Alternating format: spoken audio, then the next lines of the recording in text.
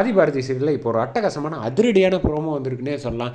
ஸ்வேதா வந்து ஆதி இதயத்தில் கையை வச்சு சொல்கிறாங்க, மாமா உங்களுக்காக நான் வந்து ஒரு விஷயம் பண்ணியிருக்கேன், அது என்னன்னு தெரியுமா அப்படின்னு சொல்கிறாங்க.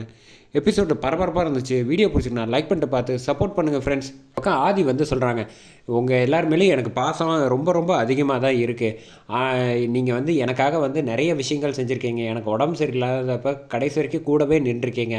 அது மட்டும் இல்லை ஸ்வேதா, உன்னை வந்து நான் சின்ன வயசுலேருந்து பார்த்துக்கிட்டு இருக்கேன். எனக்கு வந்து உன்னை கல்யாணம் பண்ணிக்கணும்னு எந்த விருப்பமும் இல்லை. ஆனால் உனக்கு என்னை வந்து ரொம்ப பிடிக்குங்கிறது எனக்கு நல்லாவே தெரியும். நானும் வந்து சரின்னு தான் சொல்லியிருந்தேன். ஆனால் எனக்கு ரொம்ப உடம்பு சரியில்லாமல் இருந்தப்போ கூட நீ வந்து உறுதியாக என்ன தான் கல்யாணம் பண்ணிப்பேன், மாமாவை தான் அப்படின்னு சொன்னதெல்லாம் நான் வந்து வாழ்க்கையில் எப்போவுமே மறக்க மாட்டேன். அதுக்காக நீ வந்து செய்கிற எல்லா விஷயங்களையும் வந்து நான் ஏற்றுப்பேன்னு நினச்சிக்காத.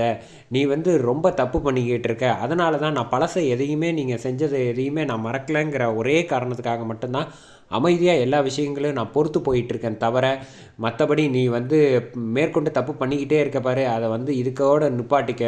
அப்போ தான் உனக்கும் வாழ்க்கையில் வந்து நல்ல விஷயங்கள் எல்லாமே நடக்கும் அப்படின்னு சொல்கிறப்ப, உங்களுக்கு ஒரு விஷயம் தெரியாது. நான் உங்களுக்காக இது மட்டுமா செஞ்சுருக்கேன், இதை விட அதிகமாகலாம் செஞ்சுருக்கேன். அது என்ன தெரியுமா? உங்கள் இதயத்தில் வந்து கை வச்சுட்டு ஸ்வேதா வந்து பேச ஆரம்பிக்கிறா, மாமா நான் உங்களுக்காக செஞ்ச விஷயம் ரொம்ப ரொம்ப பெருசு, நீங்கள் கனவுல கூட நினச்சி பார்க்க முடியாது. அந்த விஷயத்தை வந்து நான் இப்போ சொல்ல விரும்பலை. இப்போ சொல்லிட்டா உங்களால் தாங்க முடியாது. மேற்கொண்டு அந்த உண்மைகள் எல்லாம் தெரிய வர்றப்ப நீங்கள் எப்படி எடுத்துப்பீங்கன்னு எனக்கு தெரியலை.